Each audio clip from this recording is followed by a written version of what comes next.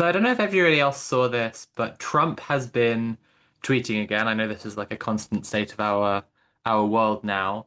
Should I read the whole thing? There's this block of text, but it's about how, as he puts it, some very strange things are happening in China. And I should back up. He hasn't been tweeting. He's been truthing, of course, because, ever since he was banned the one time on Twitter, he's never going back to, he's not going to show Yeah, them respect again. truth is He's on illegal on Truth Twitter. Social. Exactly. Mm. So he's gone to the Truth website where you don't retweet, you retruth, where a deleted tweet is this truth no longer exists.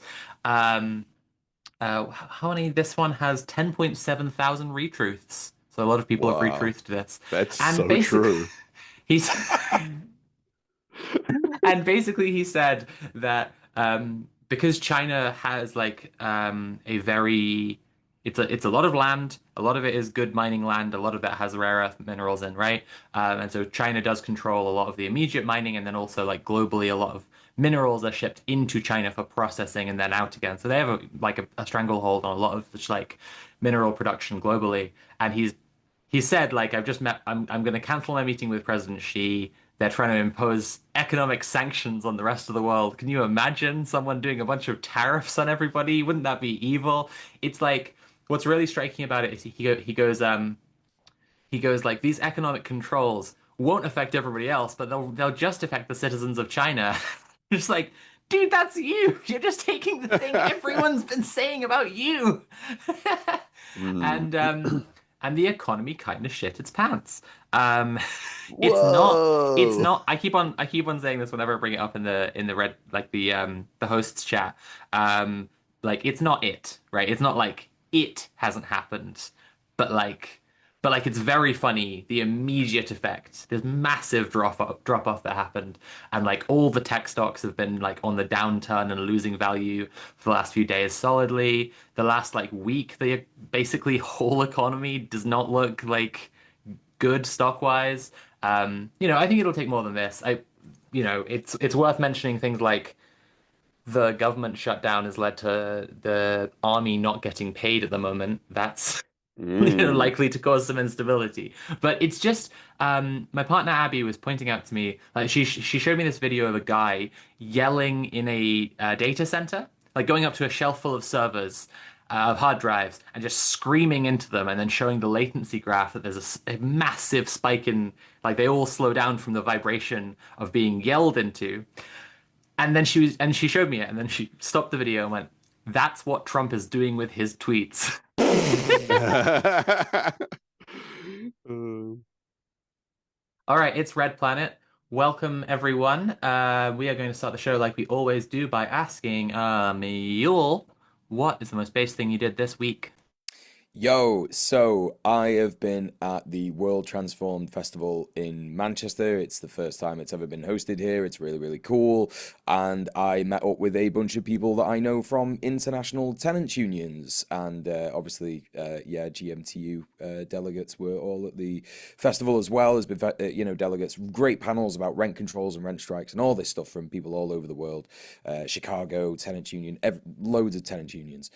And GMTU, London Renters Union, CATU, which is Community Action Tenants Union Ireland, Chicago Tenants Union, York Southwestern Tenants Union from Toronto, and LA Tenants Union. And I'm definitely going to forget some because there's just so many like representatives from all those unions. We met in the city centre on the second day of the festival to go to a letting agent called Malacuna, which is a letting agent it has offices in Madrid and in Barcelona, and it has offices in Manchester. And so there was a simultaneous worldwide international action where representatives from the tenants unions in Madrid and in Barcelona, and also us internationalists all meeting up together in Manchester, went and did a simultaneous protest. And yeah, we made a lot of noise. The whole thing is basically about Antonio. For those of you that are watching the stream, not listening, I'm showing you a leaflet of the action now. It says Antonio will stay home. The basic reason for the action, the sort of like tipping point is that a guy called Antonio who has lived in his flat in Barcelona for 40 years, this company are forcing him out, making him homeless, and he's an old fella, and it could be very dangerous for him. So we actually won. We actually got what we wanted. We wanted the worker to send an email to the CEO, and lo and behold, that's the kind of company that it is, and she was able to do it. We watched her do it, so it was a successful action, and it was absolutely insane to be part of something like that. So immensely great. But let's move on. Soph, tell us, what is the most base thing you've done this week? I think I had two hub shifts since the last show, which like isn't the biggest thing in the whole world. It is. My partner's been describing like volunteering at the hub as like it's nice to have a space where we're making the world better and not trying to make the world perfect. Like we aren't trying to organize anything. Especially this last week, because like this last week I've had like people just absolutely fucking me around after I like put in a lot of voluntary labor to try and make a like coalition project work. I've been excluded because someone else said that they would just pull the org if I was involved because of the ongoing harassment campaign around me. And I do think it's the wrong decision what they've done. I think it sets a bad precedent, and I think it sucks. But I've had like other stuff to be able to just go and like I think one of the shifts I had this fortnight, I had a massive donation of new supplies for the needle exchange, and I just got to like sort them forever, which was honestly like, it's like grown up Lego, just being able to just like sort a million like syringes and needles and into like lower locks and sizes and gauges and everything. It's lovely. And just like hang out with people as well. The really nice thing that happened was my most recent shift, I was there for the first shift that one of my cohort 4 trainees had. So I'm feeling like a very proud hub mama. Like I have my like my class has come through and they're doing their first shifts and I'm there for some of them and able to like, just make sure that it's a safe environment for them to practice what they've learned. Um, and yeah, just hanging out really. Tim, what's the most basic thing you've been up to since the last show? Well, it has been a couple weeks. Yeah, the other week I was like quite unwell, so we had to skip a show. But sorry, obviously with all the stuff, all the developments in Palestine, we've had a couple of rallies here that I've attended. They've been good. I think it's I think people here are really putting a lot of pressure on our government about actually not just like recognizing the state of Palestine, but also confronting. There's like a handful of New Zealand companies or like offices of multinational companies that are directly contributing to Israel's genocide, and this is like Raycon, Honeywell, but in particular Rocket Lab. Rocket Lab are a big one, which is one that we've been protesting. They're a New Zealand company that it launches things into outer space that promised that they would never do military stuff, immediately broke that promise. So one of the groups that has been protesting them for years, who I've been in contact with for a long time, and uh, this is a thing that goes back for years in New Zealand politics. Uh, yeah, so there's Ngāti Rongomai Wahine, which are mana whenua of the area where the launches take place, and they made them. They basically were like, no military stuff on our land, and then immediately they were like, okay, we're going to start taking contracts for Israel, and we're going to start, like sending spy satellites. Where they're like, at first they were like, we're not going to do military payloads. We're going to do like surveillance, and just shit like that, surveillance and targeting. So that's the big one that is like that would be a huge step for New Zealand to stop them from doing that. Also, yeah, Honeywell manufacturing parts used in bombs, and Raycon as well, I think, providing logistics. But yeah, so obviously there's all this stuff been going on, a lot of different protests and minor actions for that kind of stuff. But I think now, um, yeah, I think we're going to see a little bit more of that now. That I mean, supposedly there's like a ceasefire. I don't buy it. I'm not sure. We'll probably talk about this later on. Like I think it's like just like every other ceasefire or whatever. But yeah, a lot of the activist groups around Auckland, people that I've spoken to have been like, okay, the next step is to, now that with the ceasefire, people are going to be able to get back into Gaza. It's already started. People actually examining, like ruins and sites of skirmishes and all this kind of stuff. And there's already been people that have been like, oh, this serial number on this bomb is from a Honeywell bomb. Components for these are manufactured in New Zealand and things like that. So it's a little next little step. Probably getting a little bit away on that, but that's, yeah. That's what we've been up to. Cool. But we should, yeah, we want to know if you've been up to any base things out there. You can let us know on Twitter, Instagram, TikTok, or send an email to based@redplanetshow.com. Include your name and pronouns if you're cool with that, and we might shout it out in a later episode. But why don't you give us a little bit of a rundown about the wave of strikes in Europe? So, Yeah, absolutely. So, this is an exciting one because on Red Planet for a long time we've talked about the trajectory that organized resistance will take, and it will involve a massive diversity of tactics, obviously, from direct action, sabotage, like electoral politics, parliamentary challenge, people building structures of community and care, and also organized labor. Right. One of the problems that people hit into ideologically when they're being very purist is like only my tactics are the way to do this. And so, like, the traditional Marxist proletarian thing is like the unions will solve everything, which is why they've been crushed to hell for 200 years. But now, across Europe, we're seeing a wave of general strikes. So it's really exciting to see this kind of level of development. Let's talk about it. So there have been two enormous general strikes in Italy in solidarity with Gaza over the last couple of weeks. So there were 2 million workers, I believe, involved in the second one, which was at the same time as the arrival of the Samud flotilla, which Mule will tell us about later. This is These strikes are part of the pressure that brought like Italy to send naval vessels to accompany the flotilla, even though actively, openly fascist President Giorgio Meloni is like, against the strikes and publicly against the strikes, and a fascist. Like public pressure is too strong when they just shut everything down. It's been less reported on, but Spain has also had like solidarity strikes for Gaza at the same time. Although it's a little complicated just because although there is massive union participation, this was like across a weekend, so like not that many work hours were missed, and like the shutting down of stuff wasn't quite the same. It was like a big weekend of protesting.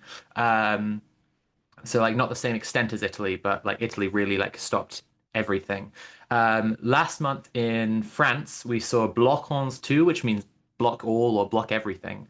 And this is a combination like solidarity and calling out the complicity of the French government in genocide, and also just like their other general problems. We've talked a lot about how the last few months since last year there was there's this landslide victory for the left in France, and Macron will not appoint a leftist government to represent the people, so he's been doing this like revolving door boss rush of centrist ghouls who are just like clones without a soul.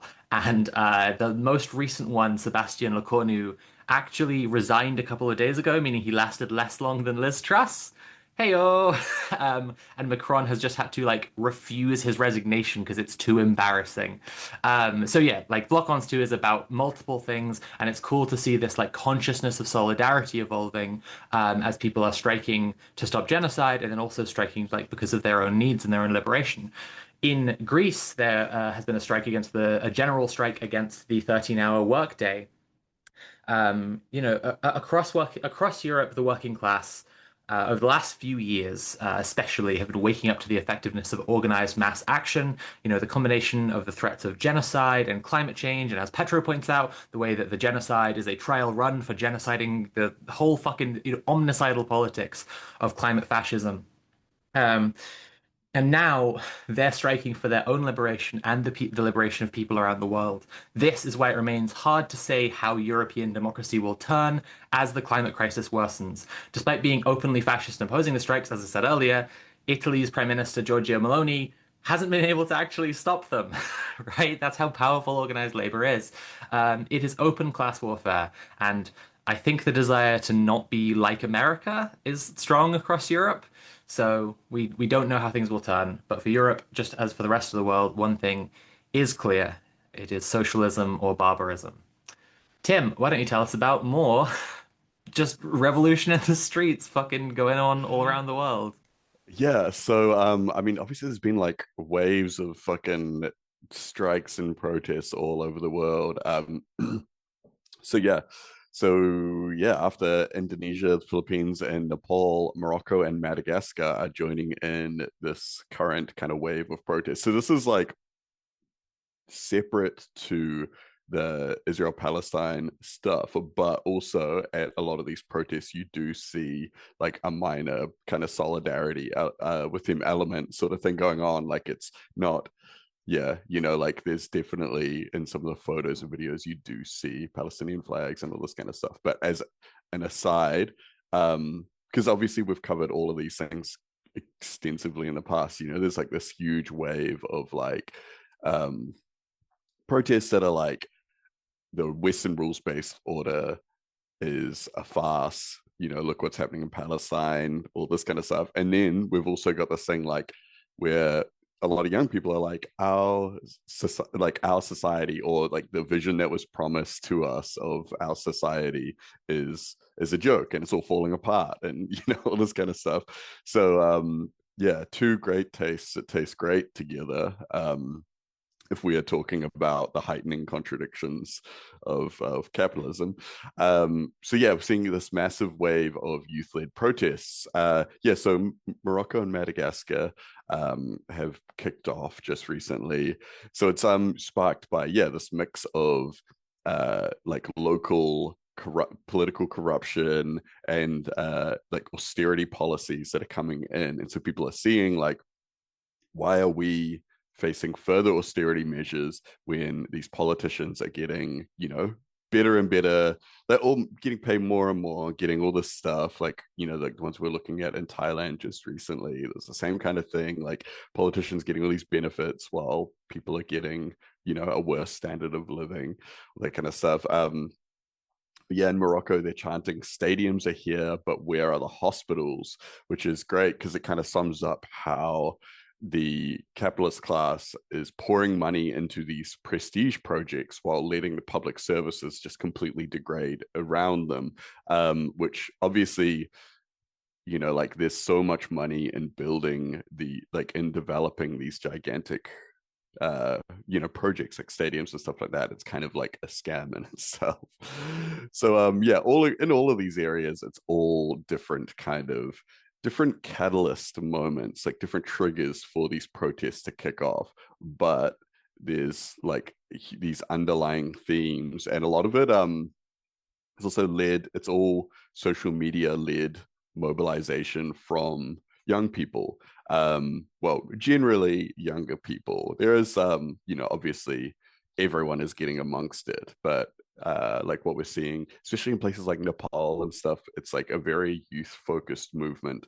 um but yeah, so yeah, cool. So yeah, so these are leaderless movements that they're organizing on, like Discord, TikTok stuff, mobilizing really fast, getting out there. And it's like, so what we're seeing in Madagascar and stuff is these young people that are just like, okay, cool, we got told this was going to happen. We're going to do this stuff. We're going to go to university. We're going to come out and get jobs. They're doing that. It's not happening. They're, disenfranchised. And so, yeah, so it's, I mean, obviously that happens in our countries as well. But yeah, it's not really a coincidence that this is happening in a lot of these former colonies. The way that the kind of global economic system works, keeping these countries in the imperial periphery deliberately poor, means that there's a very low standard of living for a lot of people, and they think that getting a degree or something from uni is a ticket out from that, and then they're finding out that it's not. So yeah, so they do have a very deliberate anti-colonial sentiment in a lot of these protests. So yeah, it's very interesting to see those develop. I'm sure we're going to see more and more come. But Neil, why don't you tell us a little bit about what has happened with the Samud Flotilla? Sure, thanks, Tim. So, the Global Samud Flotilla was intercepted in between this show and the last show that we had on Red Planet. The Global Sunward Flotilla was a peaceful civilian aid mission trying to break the illegal blockade of Gaza, and Israel arrested hundreds of activists. I think there was 429 activists from all over the world. I think it was 44 different countries. They intercepted, well, if we want to use correct terminology, they hijacked the people and kidnapped the protesters, kidnapped the activists from the flotilla in international waters. It's an act of piracy. It's completely illegal in international law. But of course, they don't care about any of that, and neither do the governments of the West. Yeah, it all happened in the early hours. Most of the ships were attacked in the early hours of Wednesday, the 1st of October, which, would be around Gaza time, as reporting says. And yeah, people like Greta Thunberg and Nelson Mandela's grandson, Mandla Mandela, were detained by Israel. Then this is a classic tactic, in order to maintain the brutal siege on Gaza. It's a form of collective punishment designed to make life in Gaza unbearable. By even blocking this symbolic aid, they are actively perpetuating this famine and humanitarian crisis by doing that. Which is, of course, a core component of the settler colonial project of the Zionist entity. There is a history of flotillas going to Gaza to try and break the siege. The Mavi Marmara in 2010. On that mission, Israeli commandos killed 10 activists. The only difference between those older flotillas and the violence against them particularly, and this recent contemporary flotilla, is that there was so much social media and news attention worldwide on this mission. And even though that was the case, Greta Thunberg and other activists, including Mandla Mandela, in fact, pretty much all of the activists who were detained have described torture. They have described being forced to kneel for 5 hours on end without being able to drink water, being deprived of sleep by having Hebrew music being played at extremely loud hours of the morning, not allowed any access to medication. There was one activist with a broken leg who was pushed into a door by an IOF fascist. Ben-Gvir personally, Itamar Ben-Gvir personally came to Greta Thunberg and other key activists, highlighted sort of popular, well-known activists who say things like, you're a terrorist, if you come here again, there'll be worse consequences, you're the problem with everything, you're a genocider, you're a Nazi, you hate the Jewish people, all this like psychological torture. So all this stuff happened. And the interesting thing, though, that I think that we should talk about when we're talking about this is that this was, in fact, the closest that any flotilla ever got to the Gaza Strip in the history of the siege since 2007. The Marinette, which was the last boat, was hijacked only at 10 in the morning and was 42.5 nautical miles from Gaza. They could see the Marinette on the horizon.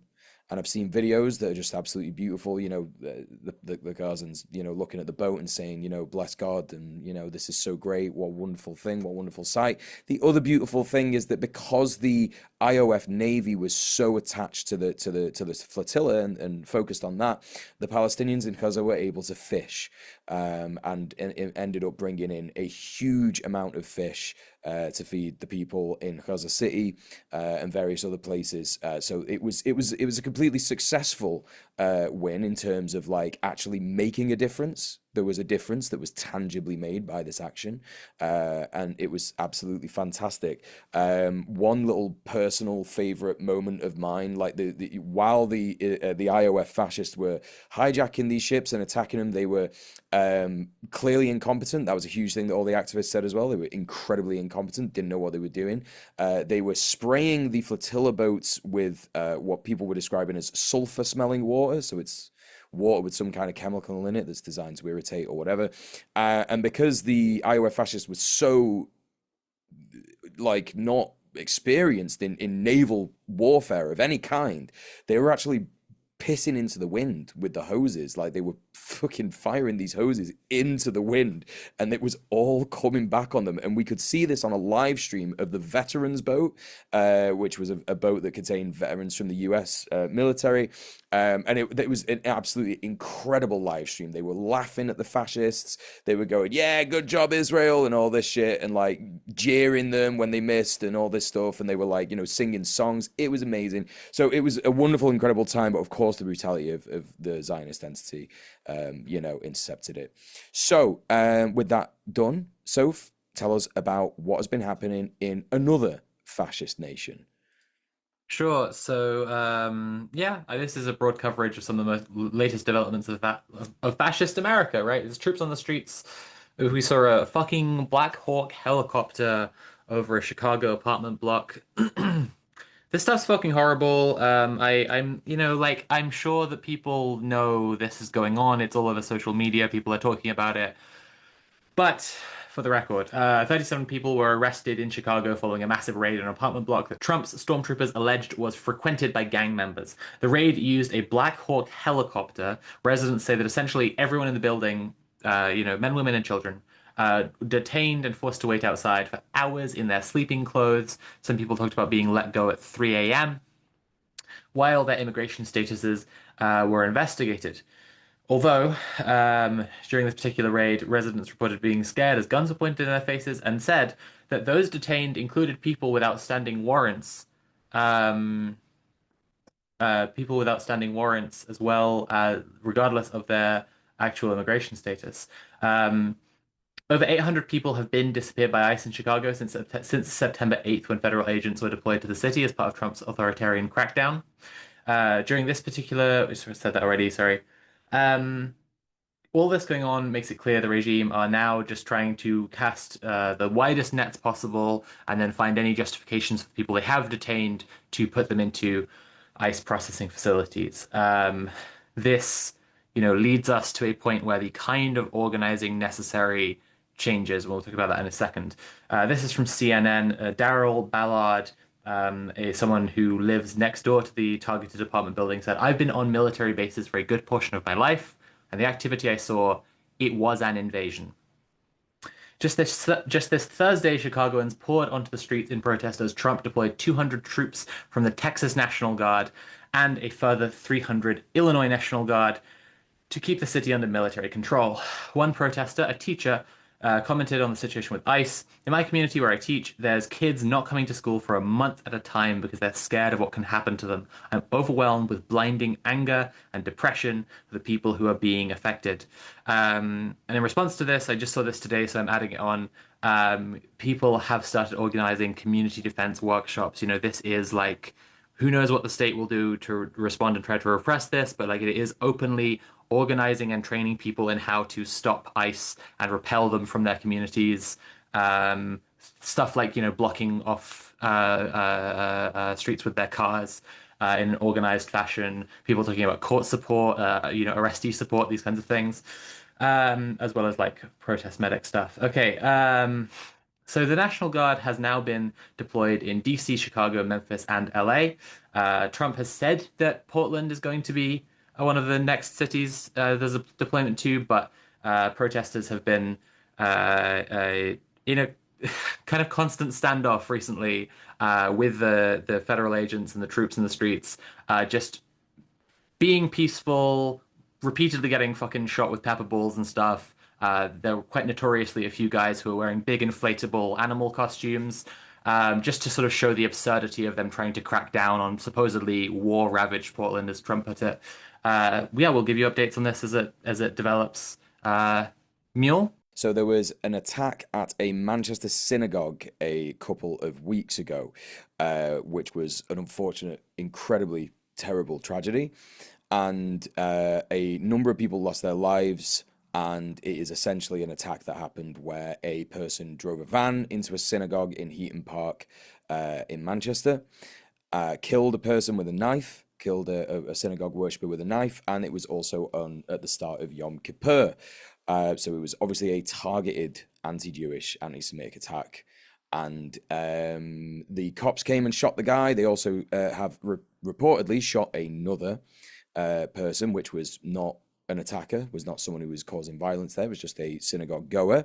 And what has happened as a result of this? Immediately, the response from legacy media was tying this to criticism of Israel. Which is depraved in a number of ways. If you listen to many anti-Zionist Jews, they will tell you that the way that this has been reduced down to an Israel issue and not an issue that affects Jewish people wherever they are is absolutely depraved, and it completely devalues and dehumanizes them. In fact, so again, we have examples here of Western support and worship of Israel essentially relegating Jewish lives to an essentially persona non grata in terms of discussion. There was an immediate response from politicians. So there was a huge difference between the politicians in central government, like Keir Starmer and Shabana Mahmood, David Lammy, who all turned up to do a mourning press release, as in like not mourning the time, but like mourning the action of going to a vigil, like a funeral. The difference between the things that the local government said and the central government said was that Keir Starmer and Shabana Mahmood and David Lammy were obviously linking it to anti-Israel protest, anti-Zionist protest, but the local government had like a fairly neutral response in terms of relating it to protest. So these are actually a Labour-led council here in Manchester, and of course our mayor is a Labour mayor, and the language was a lot better, and there was not really a mention of anti-Israel protest or anything like that. But the legacy media platformed a lot of Zionist rabbis who said completely insane, white supremacist, disgusting things about we need to protect our Western values, we need to do something about this. And the update that came after a week of this is that, yes, in fact, this person was not related to the pro-Palestine movement whatsoever. They were, in fact, as soon as they called the police on the day of the attack, they identified as being part of Islamic State, who are, what are colloquially known as the UK's and the Western imperialists' best mates. So, that's a thing that happened, and obviously there's been no condemnation of that from the mainstream media. And in fact, the government has signaled a desire to change the police powers. That means that they can arrest people for chanting things like globalize the Intifada and also from the river to the sea, which is an echo from the start of the genocide, which is when those terms were attempted to be criminalized. But that's the story about that, and I think it's important highlighting that because obviously it's this cynical state repression as a result of a horrific tragedy. But we are done with the news for now, and we want to remind everybody that Red Planet is a show made possible by the direct support of our viewers. You can head over to patreon.com/red_planet and check out all the options for subscription there. Now, without any further ado, because I believe our guest is here, I will introduce them and the main topic segment. Doomerism is a term rarely used with a depth of context, and as our viewers and listeners know, Red Planet has spoken frequently about Doomerism, and two of our hosts, in fact, have made further videos discussing it. I had a look at your channel, Tim, and I don't know if I've missed you talk about Doomerism. I feel like it's been, I've talked about it lightly with stuff, but I haven't focused on it as much. I just wanted to make sure that I didn't miss that. So yeah, two of our hosts. I think you're correct. Okay, two of our hosts have made videos about Doomerism, and our guest today has also made a great video titled "Rejecting Doomerism with Revolutionary Optimism," an absolute banger title, and we will be discussing with her Doomerism, comfort, privilege, and stagnation. Here's a clip from her video. It makes me really sad that the left can see the end of the world before they can see the end of fascism. And it just further shows how white supremacist capitalist patriarchy has robbed us of our imaginations. What are you fighting for? Like, seriously, if you can't see the end of fascism. You gotta figure it out and figure it out soon, because your doubt is gonna be dangerous for yourself and others. Because fear is one thing, right? Everybody has fear. But nihilism is another thing. It's a choice. Nobody chooses to be scared, but you choose to give up when you say, we're doomed, we're cooked, whatever other doomerism phrase that people are throwing around on the internet. And people don't understand that negativity is like wildfire. Negativity genuinely is like wildfire, and it will spread So the more that you post, oh, we're cooked, the more people say it in comments, the more everybody's saying it in public to each other, and then the right and the fascists win because that's what they do these things for. Be afraid, but don't be paralyzed with fear. So an absolutely fantastic video, and please go and give it a watch whenever you get chance after you listen to this episode. Welcome to the show, Lucretia. Why don't you introduce yourself and tell our viewers a little bit about you, what you do, and your YouTube channel, and any other interesting lefty stuff that you might do.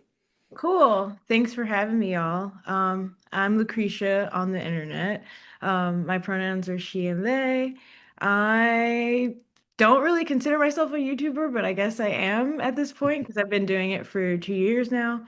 But yeah, I consider my niche, if I had one, would be subculture, activism, and art.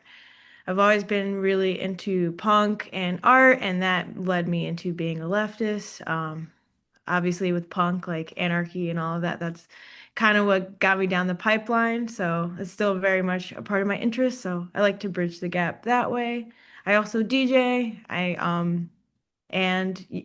now have a public access show called Soundcheck, which I do with Manhattan Neighborhood Network, and that's really cool as well because it's public media and it's very nice to have a space where it's still independent and they let me do all of my crazy ideas. So, yeah, that's what I got going on right now.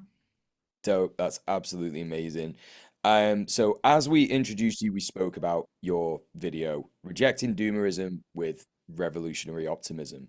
For those that haven't seen it, let's talk a little bit, and it would be great to just get your take on just like a broad overview of Doomerism and how you see it. Sure. So I made that video because I was tired of seeing, I was like scrolling on TikTok or Twitch or something. And just in general, there was like this consensus of like, we're cooked. Like every time I saw something, like even pre Donald Trump like getting in office, like right around when we kind of knew the nail were in the coffin this time around again. Um, it was like more of people like leaning into their apathy, but like in a joking way. And at first I'm like, okay, everyone's coping. But like after a month of that, I was like, okay, we gotta kind of snap out of it.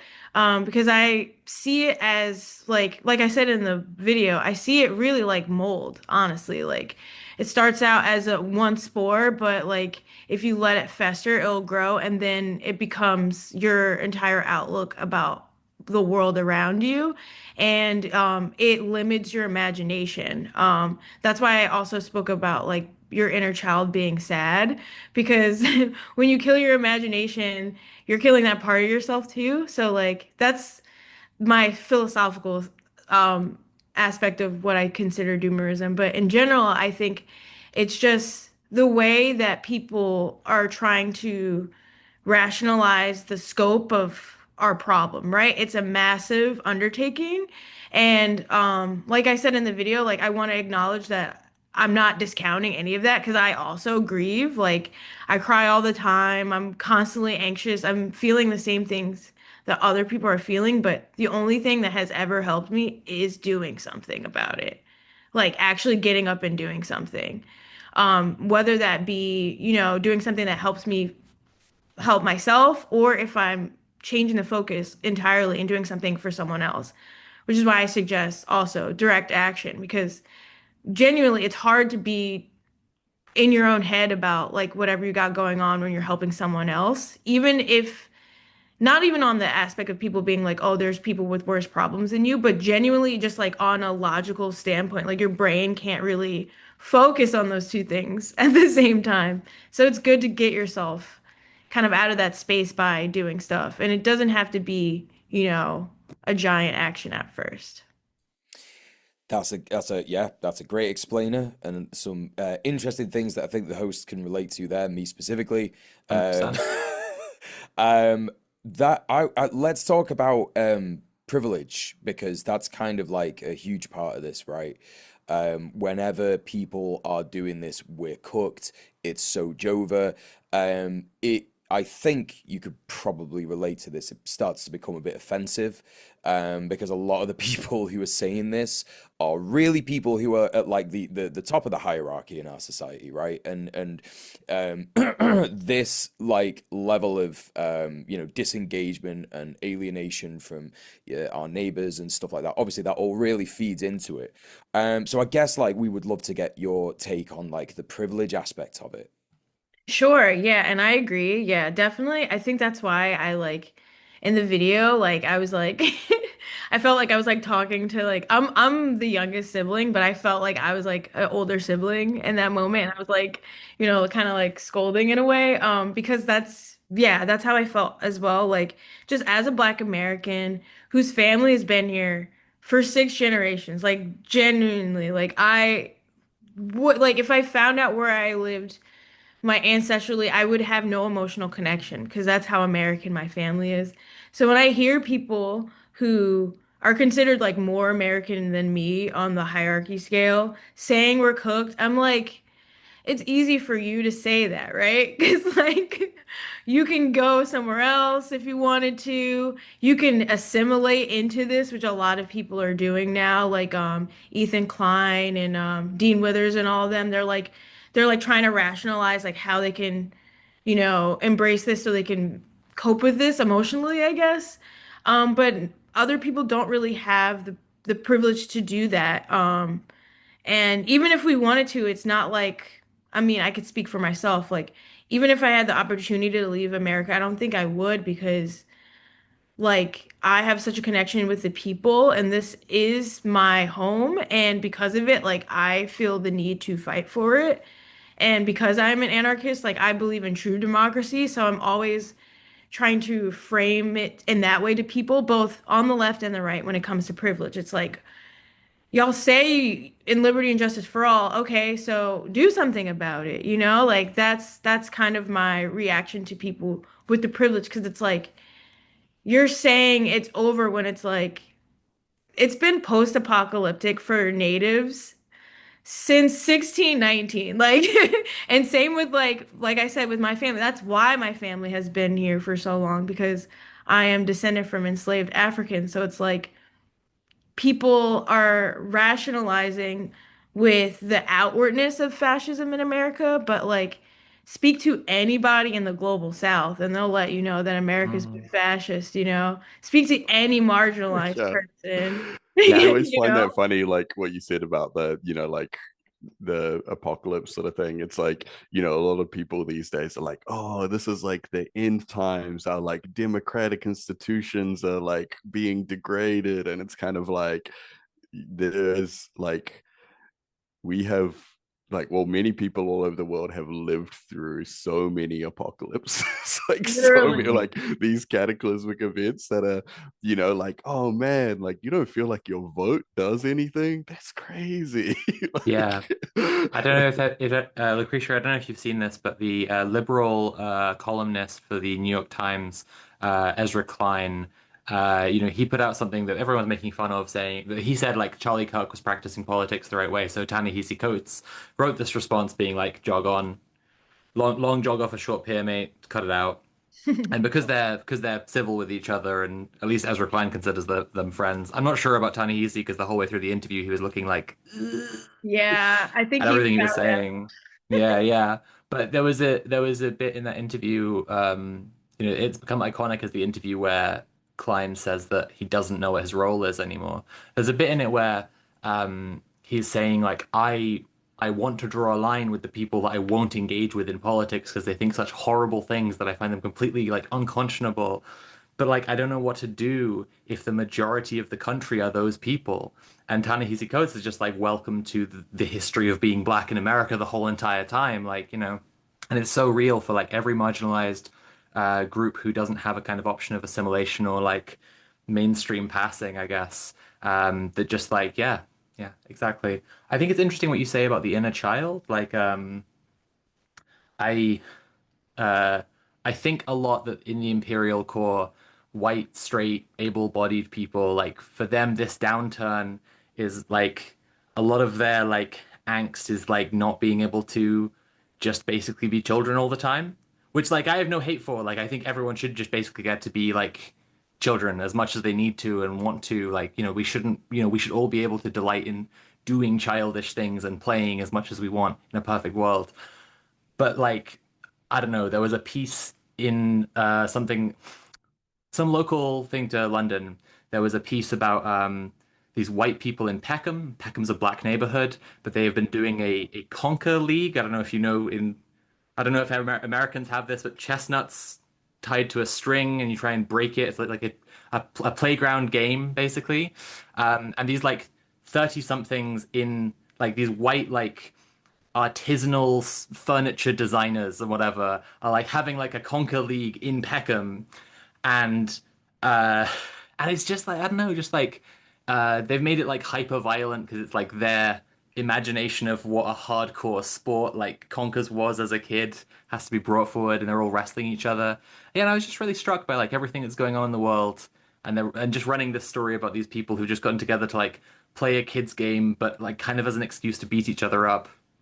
Um, yeah, it's like either that or doomerism for these people in a way. Like it's when you can't see an alternative, it's like, man, I feel like shit. There's the genocide in Gaza, and like I think that Trump's like introducing a massive like fascism that could lead to like some kind of serious global conflict, and the economy's in the toilet, and everything's horrible.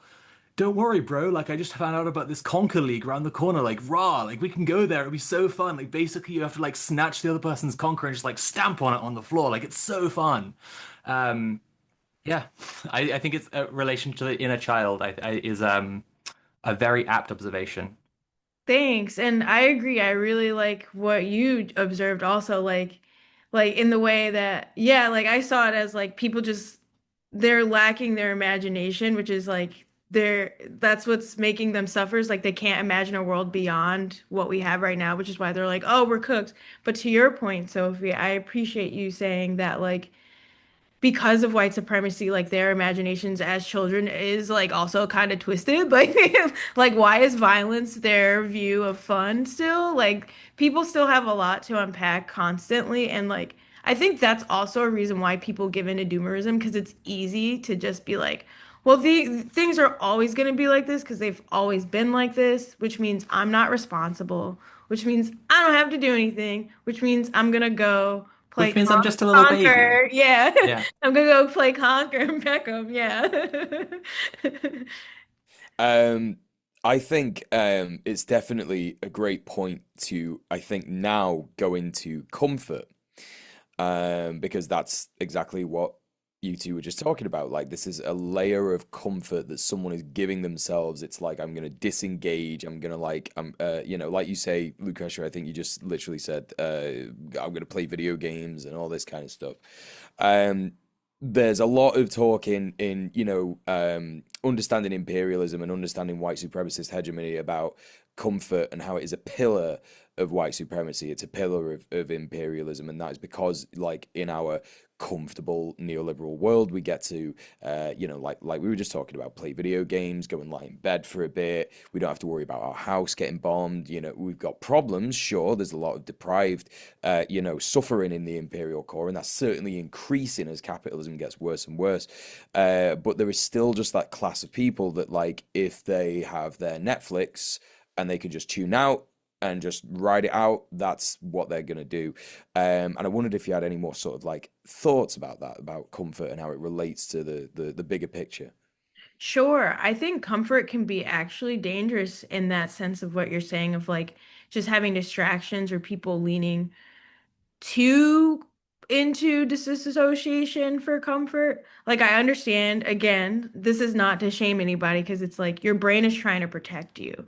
So if you disassociate or if you're trying to check out, you're scared. There's something you want to heal from, absolve yourself from, something there. But like all I ask is like to question it because that leads to people wanting like a father figure. That's why dictatorships rise because people are overwhelmed by their problems and they're checked out by it, and then they find someone who goes, I have all the answers for you. Like, I know exactly what you're feeling.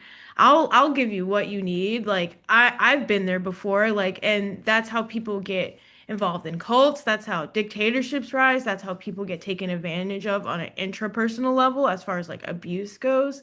So I again think that it's normal to have that initial response, but like I just encourage people to go beyond fear, even if it's one step at a time. Like if you're afraid, cool. So is everybody else. I promise you, like even the people that we all look up to, like especially us on this podcast, like we're all leftists. We probably all have heroes in our hearts that we like look up to in history that have done like very courageous things.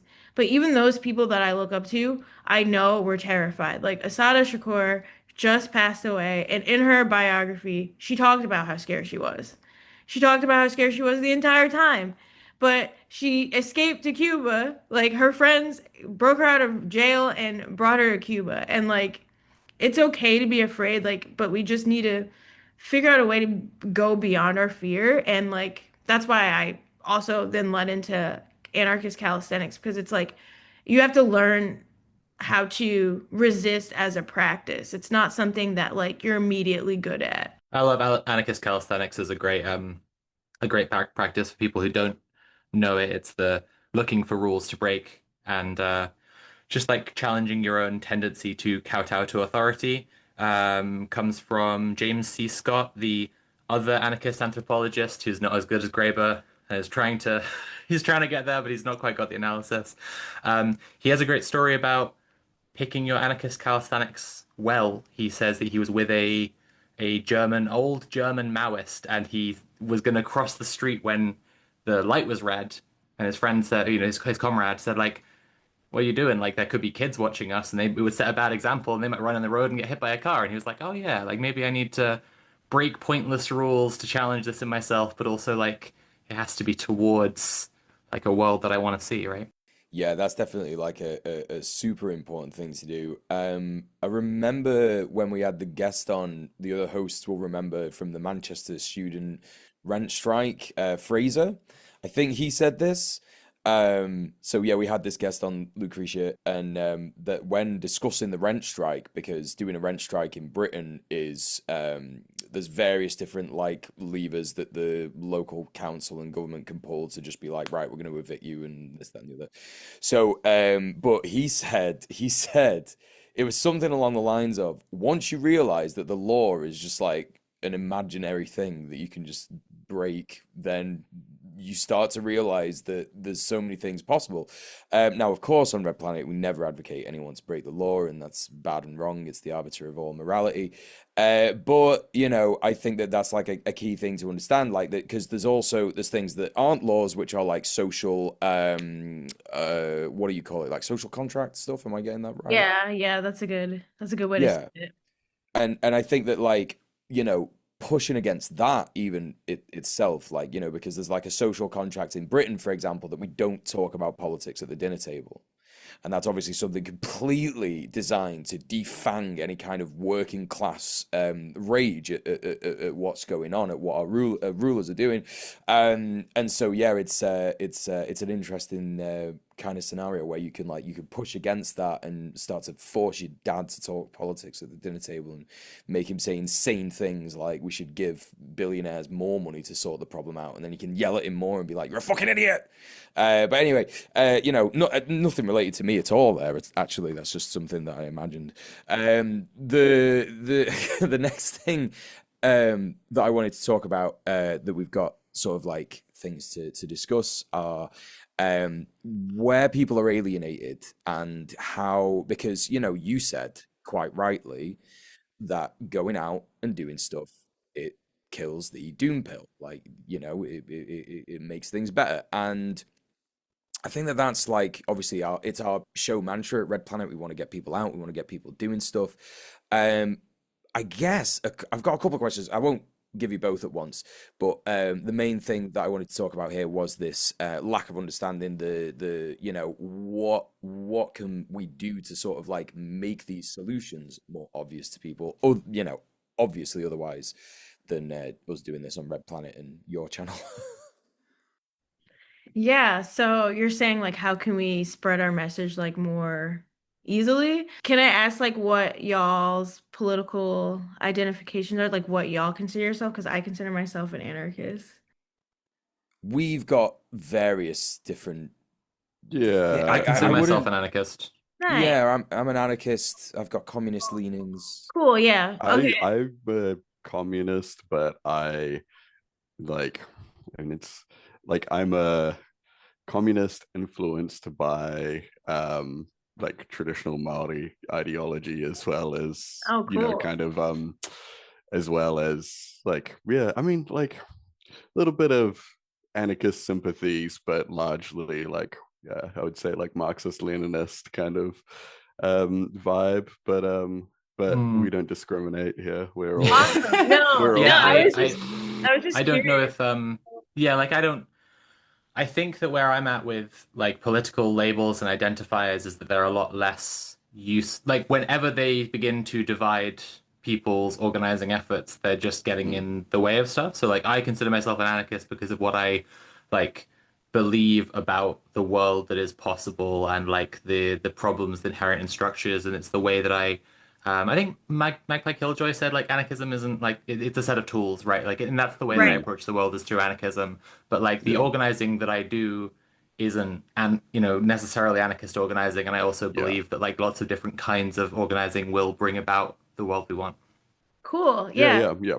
So I asked, thank you for answering. I asked that because I was going to say that like at least for me like on the left, like I feel like we have sometimes we get in the weeds about theory, but it sounds like y'all are along the same lines of me being like more about actionable and like bringing it Oh, where people 100%. are.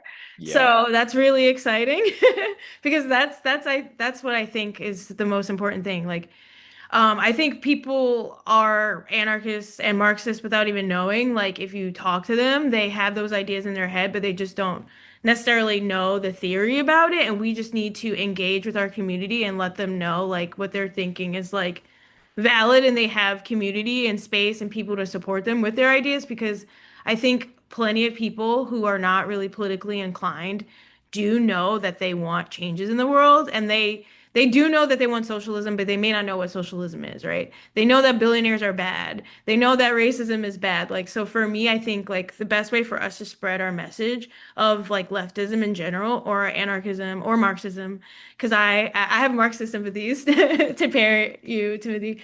But I think the best way to do it is to make it as accessible as possible. Like, I feel like when it's too hard for people to understand, they kind of disengage with it. And like, I do keep tabs on Britain's politics, and I know the Tories are similar in the way that like MAGA is, and they're kind of like the slogans are simple, it's like big, right, bright colors, like it's easy for people to like catch along with. And I The think 12-year-old theory we've Yeah. been going with recently. Everybody's The 12. Yeah, Everybody's yeah, 12. everybody's self, Of and that's why course it you appeals think to them sending because it's yeah, yeah, Yeah, it yeah, appeals to yeah. 12-year-olds. It's great. Yeah, big colors, simple slogans. Yeah, Yeah, literally though, I think. of So course you think sending the army into Chicago will solve all the crime. That's because you're spiritually 12, right? Right.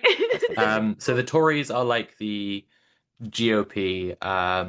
Reform and Nigel Farage is like MAGA, and Labour are like the absolute worst of the Democrats, like the most Zionist, most transphobic, most racist, most anti-migrant, most pro-austerity, like right-wing Democrats is what the Labour Party is like right now.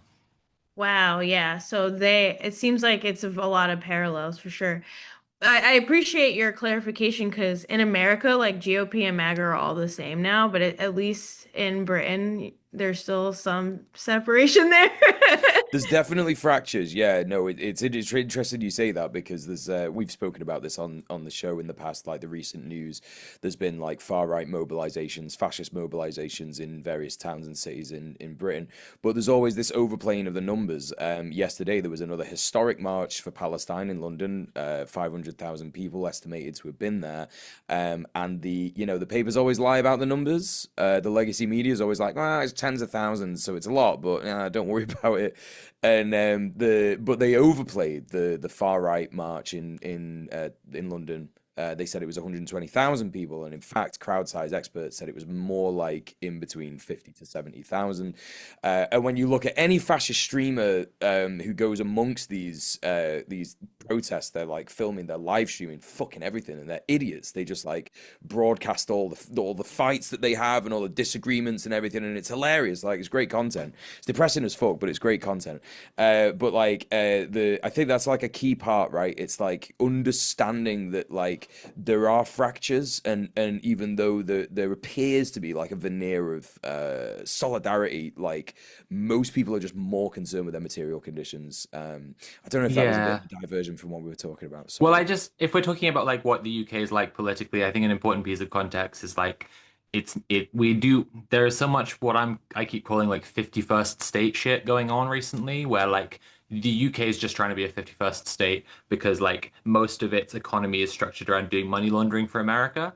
And so like even the fash stuff we've had recently, we were talking about this on the show, has had this like spectacular element to it where like it's Christian in a way that Britain is not. Like Britain is Mhm. not that Christian. Like historically, yes, culturally, yes, but not in that way, not Christian nationalist. And like while it is a real turn that's happening in the fash right now, like the numbers and the showiness of it is like really obviously for social media and for American fascists. Mule was just covering this on a stream the other day. Like there was this thing called Christ is King, Christ Army or something. Oh, King's Oh, the King's Army in Army. King's Yeah, Army, Soho. exactly. And they were like saw that. Christian Yeah. nationalists in Soho. Like, and they were trying to run the headline of like, we're protesting this like sex district. And it's like, it's, it's this basically like area of London, very touristy, that is historically known as being like a gay district. And so there are a few famous or like, central London, sex toy shops there, like Prowler regulation, whatever, that like, if you're gay and you're in London, like those are places you might go for like specialist stuff in like kink or whatever. But like there aren't like brothels there. There aren't Mhm. like places people are having sex. Even the gay clubs that are around there, like people don't really like because they're like really touristy and naff. And like it was just so I was saying this to Mule like in Mule's chat, like this is such a like outsider perspective of London. Like if they wanted to like go after the gays and like protest like immorality and whatever, like Soho is just not it. Like the Harry Potter theater play, like stage play, is like on in the theater on the like corner of the Soho neighborhood. Like that's how bougie this area is. It's not a red light district, is what I'm saying. Right. Right. Yeah. So it sounds like like the conservatives and the fascists in both of our countries are kind of taking very small anecdotal things that don't really have like the evidence to back up, but they're like playing it out like really big. Like a lot of the shootings, unfortunately, that happened over here, like in the most recent weeks, they've done similar things. Like there was a ICE shooting at the ICE detention, and the active shooter was shooting at immigrants, but somehow the bullets said anti-ICE on them, and they want us to believe that the shooter was anti-ICE. Yeah, Like, yeah. It's okay. like at the last minute, Cash Patel calls up and goes, "Yo, write like some anti-ice shit on there." And the guy's like, "Oh, Literally. okay, anti-ice." You know, it's Right. like Like, that the video, I mean the photo of the old guy standing in his driveway with Black's rule oh written on yeah, the the Black's driveway, Rule. like yeah, like exactly the same. Classic. Yeah, That is yeah. very much a classic because like black people never call themselves black, so Yeah, yeah, like yeah. a There was dead giveaway. years Like, ago when This is a deep cut, but I don't know if people know the Down with Cis bus, a very classic oh yeah. transphobic oh post where yeah, someone Yeah. claims to have been attacked by people who were on a bus that said down with no, I think they were wearing t-shirts that said down with cis, down with and Yeah, they got yeah. it. beaten up for being cis. Yeah. There was a great case years ago. I think it was when I think it was just before Obama got elected the first time, and there was someone that got busted. They said that they had been held down, and I think they said like Obama was carved into Oh their yeah, forehead or something, but it was like written backwards almost as if it was done in a mirror. right. Like oh, Just like lightly scratched, you know. It's like, oh man. Hmm. I Wonder what definitely we remember that oh one man. too. Yeah, That's that crazy. was great. Um, yeah, so I guess like let's bring it back to the how do we get the message out even more? I'm really keen. If it's completely irrelevant, don't worry. But I was really keen to hear about the public access thing. Do you politicize that? Is that just music, or do you politicize it in any way? Or So for that one, it's I like everyone's always talking about how we need like a pipeline. So that's my pipeline. So it's mostly gotcha. music, Yeah. but I have a mutual aid spotlight that I do, and that's where I like will promote like a mutual aid program that I really like. Like I've talked about um one called Auto Body Shop that helps give birth control, abortion care, and like safe access to reproductive health things for people in Pennsylvania who like who don't have access to insurance or like maybe not have access to like safe healthcare and whatever that means for them, and it's gender affirming and really cool. So like I like promoting stuff like that, and like the first episode I promoted Gaza Mutual Aid Kitchen, which for the past 2 years have been raising money and doing basically a food not bomb style program in Gaza to feed the patients at the hospitals that are still able to operate right now. So yeah, like for that, like I'll sprinkle it in, and like I have also like a Ask a Punk section where like my friends will ask political questions and I'll answer them in that way. But for that, like I'm more so, yeah, just trying to get people engaged and seeing like I was saying before when I introduced myself, like I became an anarchist because of music. Like I learned about anarchism because of music. Like I grew up working class.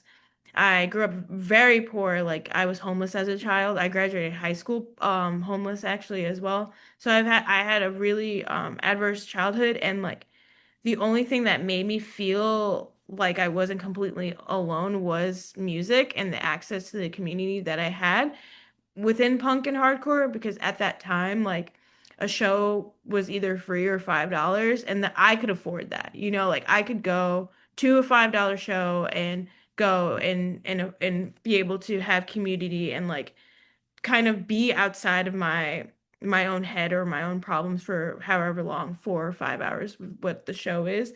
But that, like I said, that's where I learned about my political leanings. That was the first time I ever saw um anarchist zines, like because the shows I was going to, a lot of anarchists and local organizations would table. So I would go to the show, and then that's where I first found out about anarchism, because there's all these free zines and I could pick them up and read about them. Or that was the first time I heard about Food Not Bombs, because I went to a show and there was free food there.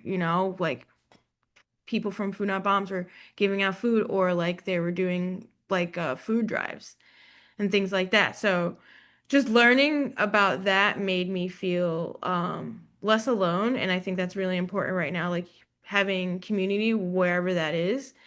And I think like people think that they have to like join a political community, but I think it's also okay to like politicize the community you're already in.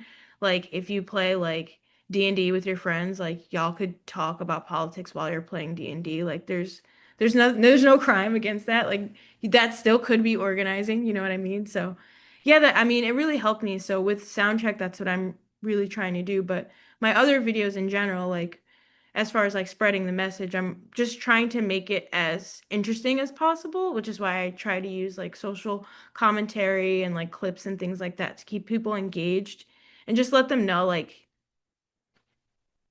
I'm trying to approach it in like a PBS type of way where it's like I'm giving them a question and then we're on the journey together, and then by the end of the video, hopefully you have an answer or two.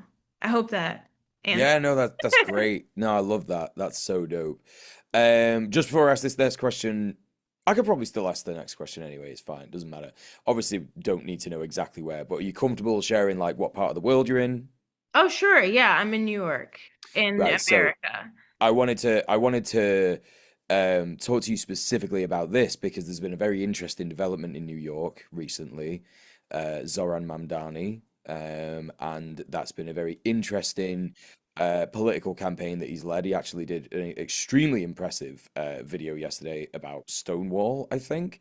I can't remember. I saw it on Instagram and it was like he was talking about Sylvia Rivera and Marsha P. Johnson. And it was like, I don't think I've ever heard a New York mayor talk about those people at all. So that there's this obviously obvious desire there, I think, that has happened. And there's a lot of discourse about this on the internet, obviously, about like, hey, Zoran's not everything. He's said some, confusing and annoying things, and he's not going to save us. Obviously, we know this as people who reject electoral politics as a means for liberation. But I'm interested to kind of know, like, what if you have any insight into like the New York activist scene and what they like, how they're reacting to this, but also just how like normies are reacting to this. Is this like taking people out of activism or like the first steps of activism in order to like relax back into this comfort of electoral politics? Oh, that's a great question. And yeah, honestly, a little bit. Like, it's a little bit of both. Like, people are very excited. Activists and non-politically engaged people alike are very excited about Zoran because, like I was saying it before, and we were saying it before about the messaging, he's very approachable. He knows how to talk to pretty much every New Yorker.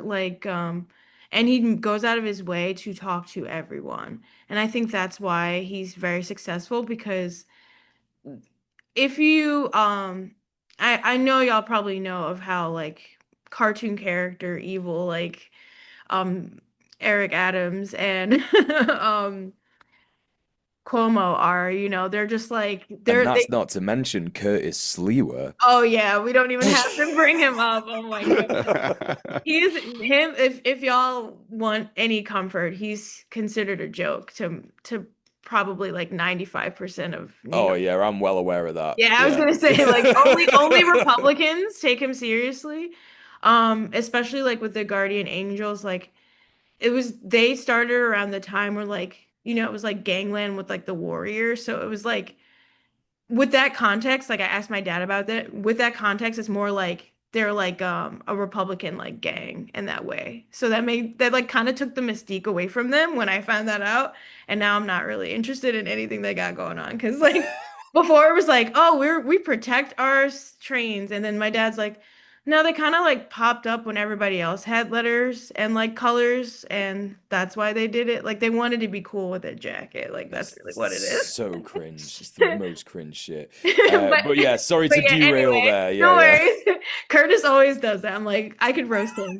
But anyway, yeah, people are very excited, engaged because Zoran is very much taking out the time to like get to know them. But to your point, it's both. Like, I think if he gets elected, people will kind of lean back into like the brunch politic of things because he really does engage in the like I will protect you like reform not revolution type of activism. So it's for me it's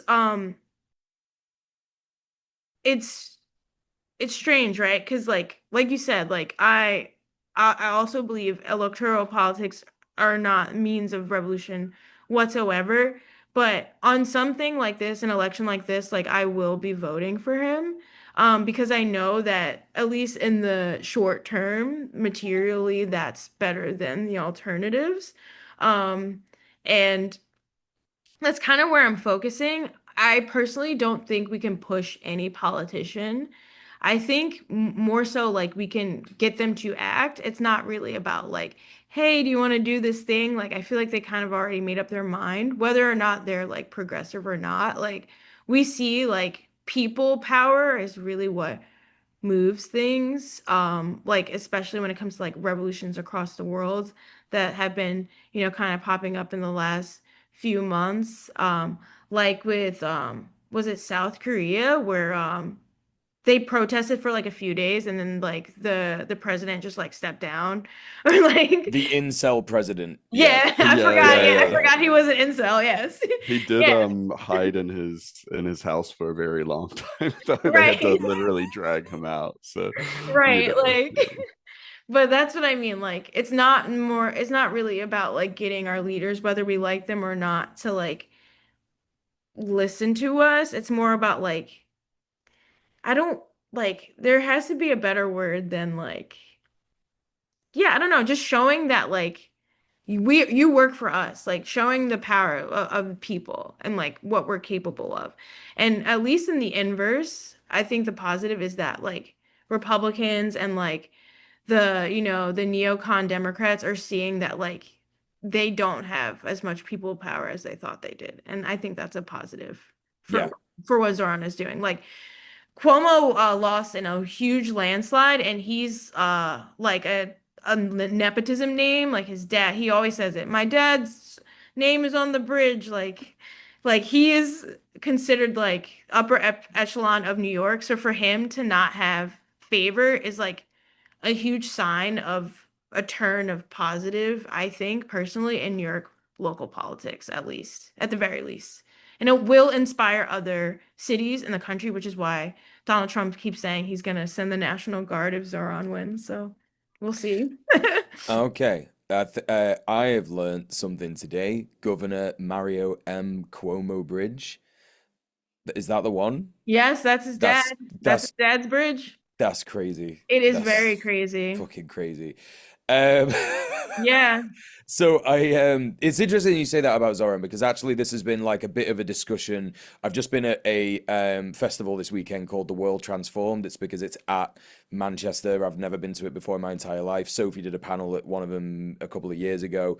So The World Transformed is like a big gathering of activists and organizers in the UK. And it's become a bit more radical since the Labour Party has gone full fascist, basically.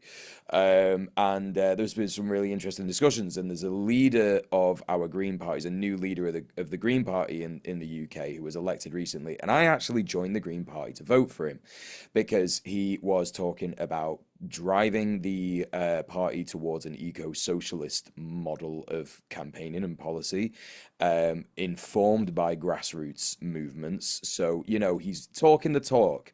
And he is certainly taking a leaf out of Mamdani's book. The Green Party membership is skyrocketing. It's a little more interesting, obviously, because Zoran Mamdani could be great for New York, but obviously there's still New York State, there's still all the various different states in the USA. But him being sort of like a leader of a national political party is quite interesting. And me and the other comrades, and even some non-comrades this weekend have been discussing the Greens as a vehicle for social change. And it's quite interesting because Zach Polanski, the leader of the Green Party who was elected, he is a gay anti-Zionist Jew. He's young, he's 41, he's from Salford, so he's from a working class area in Manchester. And he has been extremely good in media talks about things like, Israel, fascism in the UK. He is, I believe, I'm not sure, he was on Question Time, which is the big politics show on the BBC on Thursday night. He was there face to face with Reform UK leader, Zia Yusuf, and he said, "You're a fascist." He just said to him straight up, "You're a fascist." And this might be the first time, so you can probably back me up on this, that I've ever heard a politician use the word fascist in opposition to another fascist on Question Time. And not only that, think but on the BNP who were like not serious in yeah, British politics, but like in the last couple of decades, the only time I can think of is like people saying that about the BNP who were like technically registered as a party, but they were not respected in mainstream politics because they were so obviously neo-Nazis. Hmm. yes. Well, the clear distinction here was that, I think that there has been discourse. No, I don't even think. I know that there's been legacy media reporting on like the silly ideas of the Green Party and like no one's interested in this super woke crap and all this, right? But he used the word fascist when talking to a fascist on Question Time, and the audience applauded. And this was an audience in Bournemouth, right? Now, that's not particularly like, I know there's working class areas in Bournemouth. I don't know how deprived it is on a scale of whatever, but it's a southern town, right? So if it's in the south. Yeah, Um, we have a mutual friend from there we do have a mutual who's friend from there, visiting don't you, we? in fact. Yeah, yeah, She's yeah. literally in Yeah. the other room. She's not here at the moment. She's still at the festival. But yeah, no. So yeah, I think that yeah, it's quite interesting. It's like a very interesting dynamic that's happened. So as a vehicle for social change, relating that to Doomerism though, like this, I think this is going to be a bit of a fight for organizers and activists on the left, to try and be like, okay, yeah, and then now listen, there's a vehicle for social change here. But how do we get people? Because what's going to happen? There's going to be an election, and maybe Zach Polanski won't get in. Maybe Zoran will experience some rat fuckery, or even some fascism from Trump, and then everyone will be doom pilled again, right? Mm-hmm. So, what are your thoughts on that? Like, what do you think the fight will be in terms of like making people understand this like fairly easy concept of like, yeah, we can trust them, but not that much. Sure. I appreciate Sophie bringing up what Ta-Nehisi Coates said earlier because that's honestly how I approach things just as a Black American. Like, and what we were saying before, Timothy, about like just indigenous people like across the entire world, like we have been kind of living in like this post-apocalyptic like fascist reality. And when you really let that settle in your head, then not like every election is not going to make or break you, you know? Like when you really realize like, oh, like my ancestors were under like extreme like forms of oppression with like lynching and Jim Crow laws and enslavement and like and when we see things starting to get worse, it's like we have more resources than they did. We have more access than they did for so for that alone, like I don't know what it is, like it really does keep me motivated even if I do feel less hope in the world because I realize I'm here because of someone else's faith and like determination to get through like you know what I mean? Like, it's really the only way I can kind of articulate that. So, like, for people who don't really understand that because, like, of their background or whatever the case is, what I'm basically saying is, like, you have to change your perspective about, like, where you think, like, what we're doing. Like, I don't know. I feel like a lot of the time, at least with Western leftists, like, we still are using the framework of like the people we're fighting. Like, there's no reason for us to like if like for instance, I'll give an example. Like if a fascist is saying something like transphobic, like we shouldn't like repeat their transphobic frameworking to them to like argue our point. We should be like, your point is invalid because you're being a bigot. You know what I mean? Like, so in that case, it's like we're not cooked because like we're not operating on the same playing field as them. Like fascism is antithetical to like to life itself, not only human life, but like the planet. Like Yeah, it yeah, won't be able to survive like on a scientific biological level. Like it's impossible. So like yeah. if anything, I want people to hold on to that. And I know I sound like a woo-woo person, but I promise you that's like what carries me every No, single we're all quite woo-woo on this day. podcast to Okay, cool, discuss. cool. No, I think like, eco-socialism is the politics that the world will have to have for the human race to survive at all. And that's like increasingly obvious to everyone. And yeah, like our politics has to be about building that world that is sustainable. But as you say, like unfortunately, yeah, like there's just a lot of people who adopt the framework of the oppressor. I think especially in the imperial core, it's just like so many people like just have fucking cop brain really bad. Just like completely and utterly, like even as they try to move through leftism, a lot of the time they're just like it's like different content, but it's making the same moves. It's like different, we've plugged in different values to be operating towards, but it's still like the things we do in this game are still like punish and divide and set down rules and all this. Like, yeah. That's a really good point for sure. Yeah, like yeah, that's really all I want people to know. Like, if you hold on to that, then you know, like, there's a possibility. Like, you don't have to have all the answers now. And, like, even, like, that's why it's important also just to, like, to learn about history and other movements around the world. Because then you realize you're not the only person who has done this before or felt the way you have before. And you can get ideas from how other people have resisted or have fought back and build upon them and learn from their mistakes. There's like so much more that you can do. I just want people to like exhaust all options before they're like we're cooked. Like say we're cooked after you you volunteered at your local community fridge, you know, like you helped organize your friends, like do that for a year, and if you're like, this has not given me any positive, then you can say, yeah, this is Joker. Yeah, yeah, Like, yeah, absolutely. Like I think people are really quick to look out the window and be like, like, oh well, there's nothing we can do against this. And I think that like we've talked a lot on the stream about how getting involved in like local, like super local grassroots politics and organizing is like such a like an antidote to doomerism, because it's like I think local politics in general is just far more likely to affect your life or the life of people around you or whatever. And then you start doing these little things and you realize, oh, we just made, life better for a small amount of people. And it was this easy. Like, what's the next step from there? Like, we could do this, and it starts becoming more of a, like a tangible thing that you like change that you can actually see in your community. Obviously, like that's when things work out, they don't always work out or whatever. But I think that in general, working at a local level, there's a lot more of a quantifiable change that you can see, like you can actually witness with your eyes.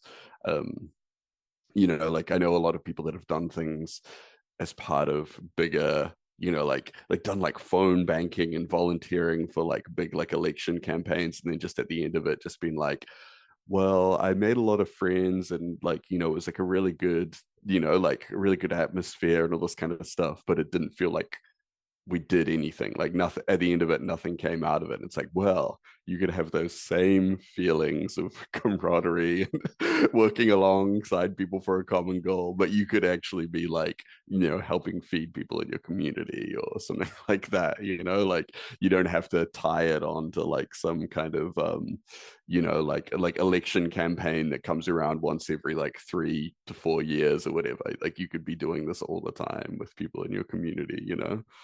sure. Let's start with the audience questions. We do have two. I think that'll be enough to get us through the last 5 minutes of the show. So let's start with Apple Chips, the video game, who asks, I'm trying to keep my inner child alive by organizing my friends to have game nights while also trying to organize a cooperative workplace. How do you still instill others with the desire to organize? That's awesome. I think the best way to do it is just show, like, lead by example, honestly. Like if you start doing it and you learn like what works and what doesn't, and you push through the growing pains of like people saying no and telling you that they're not interested, and just keep going, and once that's successful for you, then the people that you're organizing with will be inspired and do the same thing because they'll see that you change them with your like determination and like positivity. So it's a good option for you to start with your friends in that way because they'll be way more open to like hearing your ideas and stuff. But I think you should definitely go for it. And same with as far as organizing your workplace, start gentle. Like just do like little sprinkles. Like we should all know what we're all making here, like stuff like that. Very simple. Like don't come out and be like, yeah, let's or unionize because that will like make people a little bit more adverse because that seems like a big task. But if you start out small, that usually gets people excited. Dope. Soph, do you want to read the next one? Yeah, sure, absolutely. So, Triple X Morgana Triple X has asked, how do we fight doomerism in ourselves and our comrades? So doing base things. Any tips for getting/staying motivated? Nice. So, like I said in my video, if you haven't seen it, it's like a muscle, like going to the gym. It's like something that you have to actively exercise. So, like with discipline, it's not something like you can't depend on motivation alone with discipline. It has to be like a practice. So, I would say like approach you being positive that way. Like like I learned in therapy like, oh, ground yourself by like five things you can see, four things you can smell or whatever. Like do something like that in relation to like positive things in the world. I forget right now there's a show on YouTube that does like positive leftist news. I think that's what it's called. I love watching that YouTube channel because it reminds me that like positive things are still happening in the world. Um, And again, like when you're with community, it makes it easier because like even if you are sad, you can share that sadness with your friends and then it makes it a little bit less heavy. Yeah. And yeah, great shout out for PLN there. I think every one of the hosts on Red Planet has hosted a PLN. Me I too. haven't, Yeah. Yeah, but me too. I've done stuff with all of them before, but I haven't Yes. actually hosted. Let's get Tim on PLN immediately. Yeah, Tim, PLN now. Tim, do you want to read the last question? Okay, cool. Sorry, let me just bring up the window. So Audrey Stardust is asking, this question is a bit specific, but me and my two partners fled Texas because all three of us are trans and have kind of failed to get involved in the local community we moved to here in Colorado. Well, it's not nearly as right wing as Texas. We kind of unknowingly moved into a right wing city, and I feel very disenfranchised. Not to mention, at this point, I'm feeling kind of guilty for leaving Texas. I'm wondering if I should have stayed in, like, fought for my community. Well, this is like a hard question to Yeah. answer, but yeah, I don't know. Thoughts? Yeah, I would say don't blame yourself for choosing safety. You are from a marginalized community, so like you are fighting for your community by making yourself safe. So just know that. And if Colorado has any glimmer of queerness, try to find it and hold on to it because I know like this might be like cliche, but like HBO did a show called We're Here where like drag queens went to small towns and like helped affirm queer people in a very small town. So I know there is a presence out there. It just might be underground. So I'm not sure if Yeah, it's helpful, but your community's definitely out there. They are. I know people in Colorado. We've also like on the show we've spoken to Maggie, who was doing trans community gun training. That was in Colorado. We had a write-in from Colorado to do with potlucks. Like I know there's a few things actually going on in Colorado to do with like trans community stuff. But regarding like leaving Texas, it is just like if you if you don't feel safe, then you're not going to be going out to do the stuff to fight for Texas to be better. And that's tough because it's fucking Texas. Like it's it's a real hub for this kind of bullshit. So it's a big decision. Right. Right.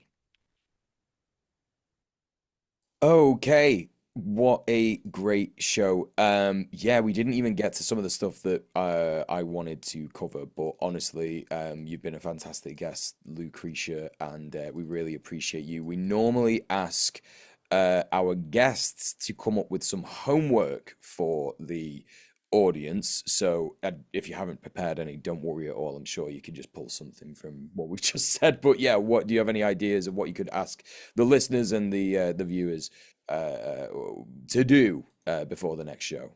Yeah, so mine, I thought about it a little bit, but since we were talking about my Doomerism video, mine was just like find out a way that you can like be a little bit more positive within the next week, like whatever that is. Like whatever you're feeling fear about, what can make me feel a little less scared? So, like for the person who moved to Colorado, maybe that is looking up if there's any trans community near you, and getting in touch with them in the next week.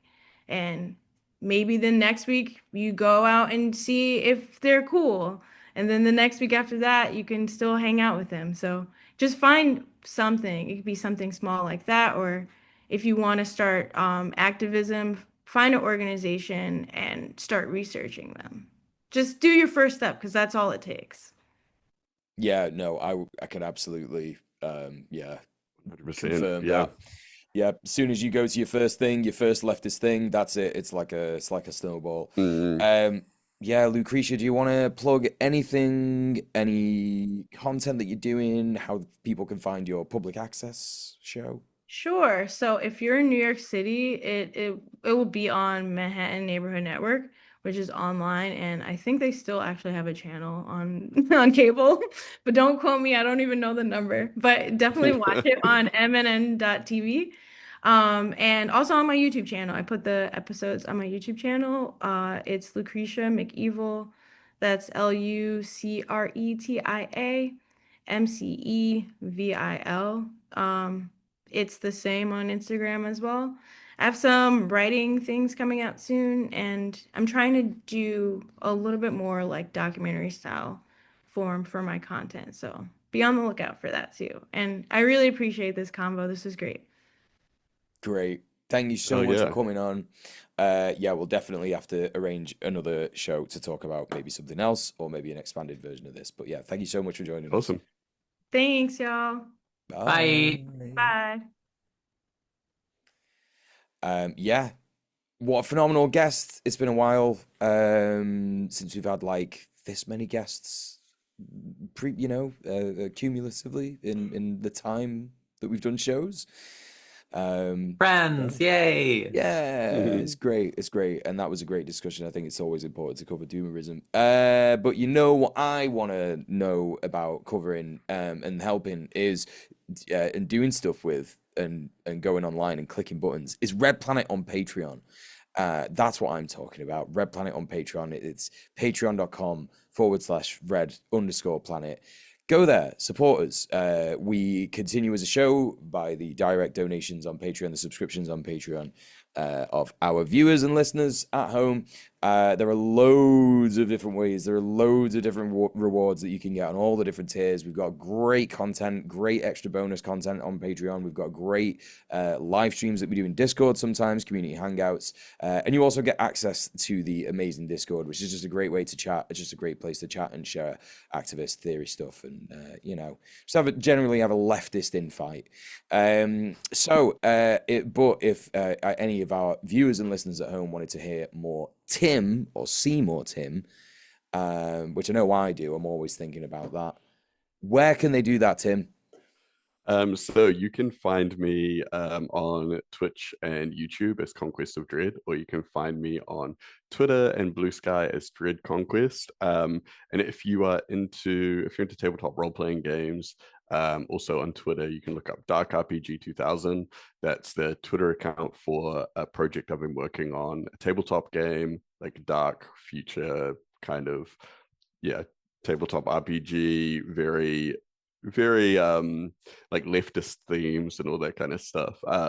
Yeah, it's super cool. It's almost done. It's like a 200-page book, fully illustrated, everything like that. Super fun. You can check out what's going on with that there. What if I want to find out more about Soph? Where can I find that? All my links are available at linktree.ee/Sophie from Mars. I am a video essayist, and I also write in some other places like my Tumblr asks. Sometimes people send me quite good political questions, but people also ask me about like if I would fuck GLaDOS from Portal or whatever, and like so I'm trying to take some of the political stuff and put it onto Substack for like the people who don't want to know like my spinach pie recipe. If you want my blog, that's on Tumblr, but I curate some political thoughts on Substack. My main thing is YouTube video essays about political philosophy, particularly epistemology, how we know things. Misinformation is my biggest special interest in my work. And I have projects coming up. I'm going to be working on a big project I've been talking about for a long time now, The Mad and the Mentally Ill, and it's just about how activism and organizing and leftism should interact with mad liberation in practical terms, so that we are not perpetually fucking over mentally ill people in the like leftist culture we're trying to build. That will be available as it progresses on patreon.com/Sophie from Mars. But what about Mule?